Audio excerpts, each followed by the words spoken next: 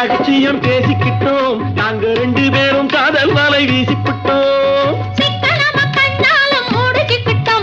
சீர்திருத்த முறையில நடத்திவிட்டோம். பெத்தாலும் 1 2 பெத்து போடுவோம், அதுக்கு ஒத்துமையா 2 பேரும் பாடுபடுவோம்.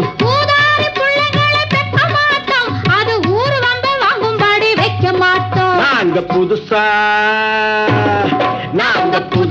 கட்டிக்கிட்ட ஜோடிதானுங்க, நல்ல பாட்டு படிக்கும் வாரம் பாடிதானுங்க.